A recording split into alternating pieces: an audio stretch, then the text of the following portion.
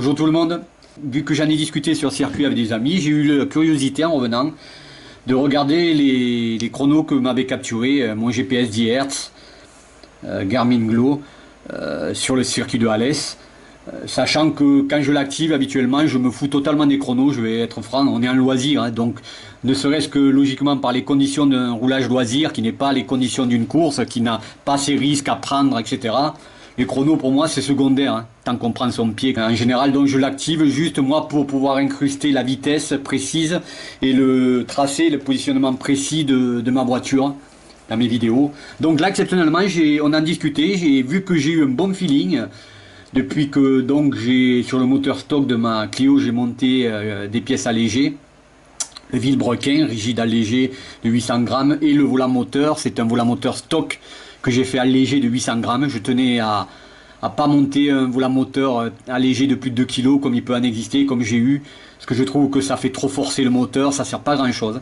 Donc je l'ai juste moi, j'ai juste acheté un volant moteur stock que j'ai fait alléger. Et ce feeling que j'ai eu très bien pendant ces deux au volant et pendant ces deux sessions de ce dimanche, je me suis dit tiens, je vais regarder par curiosité mes chronos réalisés lors de ces deux sessions. Et bien m'en a pris parce que moi qui pensais n'être jamais descendu sous les 1:30, 1 minute 30 autour sur le circuit du pôle mécanique d'Alès, hein, c'était ma barre psychologique perso, j'arrivais pas, je pensais, je vois que là je l'ai battu, je suis descendu comme vous allez le voir.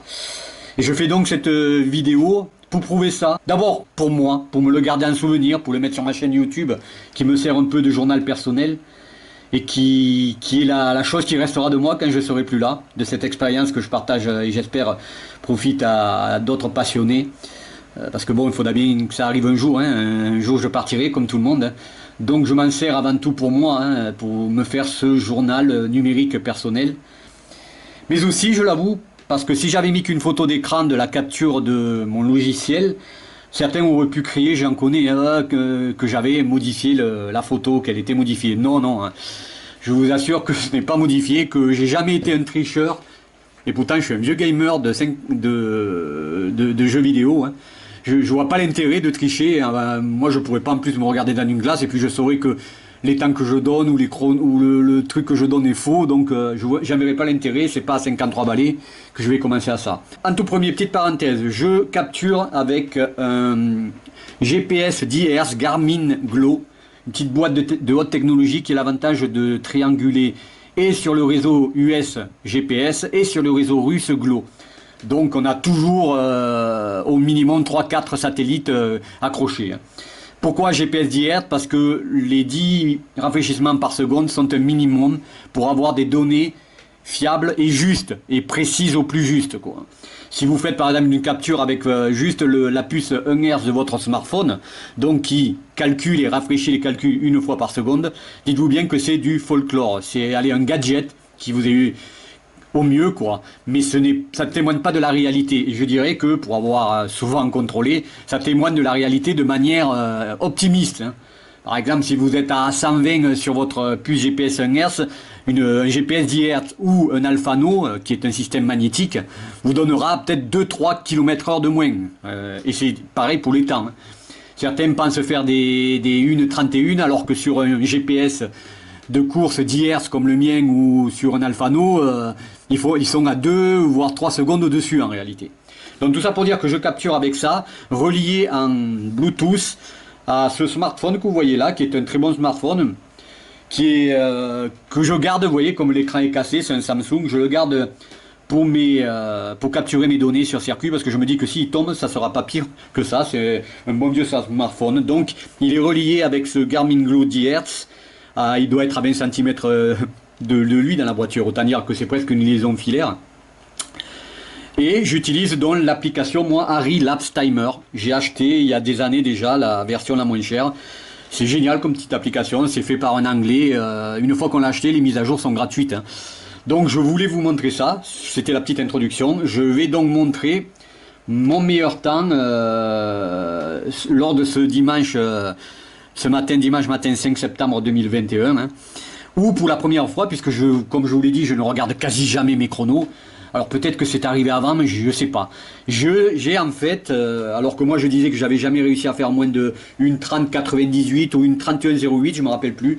J'ai des chronos qui sont passés sous les 1 minute 30 secondes sur Alès, avec ma petite Clio 2 RS qui est à la base, donc une Clio 2 RS commerciale que j'ai pistardisée pour info, et le châssis copié sur la Clio 2 Cup X65, la compétition client, et que j'ai allégé, fait maison, hein. Mais par contre le moteur est stock, hein. Entièrement stock et dans son jus, 21 ans, 176 000 km, 500 environ, et 7 ans de piste quasi tous les mois, inuisable ce petit 2 litres 16S Atmo F4R Renault Sport. Et bien m'en a pris donc, puisque j'ai fait un tour réel, j'ai fait plusieurs tours réels sous les 1,30, et le relatif, c'est-à-dire prenant les deux meilleurs temps intermédiaires, est largement même sous les 1,30, vous verrez. Donc on va voir sur Harry Lap Timer, j'accepte. Hop là, j'essaie de le caler. Alors là, on va dans le menu, dans liste des temps. Et là, ça va automatiquement au dernier temps enregistré. Donc j'ai tourné à 10h et à 14h. Donc déjà, d'ailleurs, quand je regardais mes temps à 14h, vous voyez que ici, à 14h05, j'avais déjà fait les 1,29,91. Par curiosité, j'ai donc vérifié le temps de 10h. Et là, je trouve mon meilleur temps prouvé, du moins donc, comme je vous dis, puisque je ne l'ai jamais vraiment regardé, qui est donc à 10h08 précisément, ici, de 1,29,78.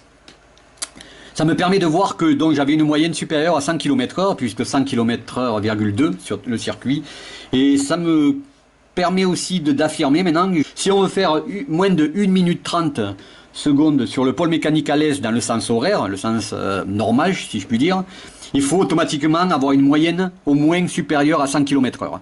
Parce que vous voyez, tous les autres, bon, ne regardez pas les temps les autres, n'oubliez pas que c'est un loisir, hein, donc on a le trafic, on ne prend pas de risque, moi en tout cas, comme si on était en course, hein, quand je rattrape des voitures, une bordée, j'attends qu'elle me voie pour essayer de doubler, qu'elle me le signale, je prends pas de risque. Donc les temps, c'est aussi pour ça que je ne regardais pas, ça ne veut pas dire grand chose en loisir, hein, puisqu'on a rarement les conditions idéales, et sur la piste et soi-même. Moi je suis pas un pilote pro et j'arrive pas à être concentré comme un pilote pro pour faire à tous les tours 1 minute 30 ou 1 minute 29, hein. Il y a des tours où je suis bon, des tours où je suis moins bon, donc c'est aussi pour ça que je regarde pas trop les chronos qui ne veulent absolument rien dire en loisir, hein. Pour ça il faut des fois réellement une course et avoir tous la même voiture. Si je rentre dans le détail, c'est là que cette application est intéressante, couplée à un GPS au minimum 10 Hz ou avec un Alphano, c'est qu'elle donne aussi le meilleur temps relatif. Et c'est ça le plus important, vous voyez, je descends, parce que le meilleur temps relatif, c'est le temps pris avec nos deux meilleurs intermédiaires. Enfin, sur ce circuit, il y a 2 intermédiaires. S'il y en avait 10, elle prendrait les 10. Et c'est ça qui donne une idée de ses possibilités maximales, de sa voiture et de soi. Parce que ça donne une idée de ce qu'on ferait au maximum si on n'était pas gêné par le trafic, si on arrivait à être concentré. Et là, donc ce fameux temps relatif que j'appelle les 2 meilleurs temps, vous le voyez ici, je ne sais pas s'il se voit, il est ici, il est de carrément de 1,27,89, c'est-à-dire nettement sous les 1 minute 30 secondes. Donc mon feeling dimanche au volant, où à part 2 ou 3 compétitions clients officielles bien plus puissantes que ma voiture, parce que je rappelle que ma voiture c'est une Clio 2 RS phase 1 de base, hein, qui a 21 ans au départ, que j'ai moi-même pistardisé entre 2015 et 2020, pour en faire une 100% pistard sur remorque. Donc si le châssis est copié sur une Clio 2 Cup X65, le reste, j'ai pas la boîte séquentielle SADEL, hein, j'ai une boîte manuelle normale avec un couple-court ou un Torsen, et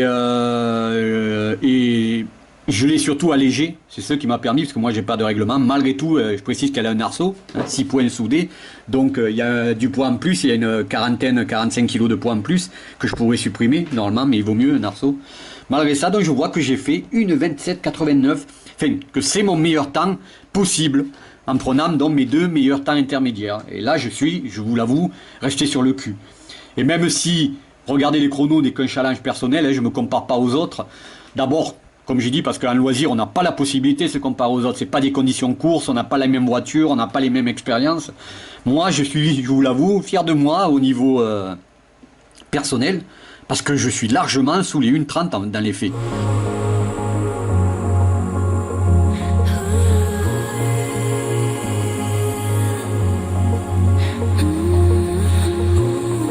Ben écoutez, ça prouve que On progresse à tout âge. Hein. Allez, j'ai 53 balais, et ben, j'arrive encore à m'améliorer dans cette passion. Allez, portez-vous bien, que la passion soit avec vous.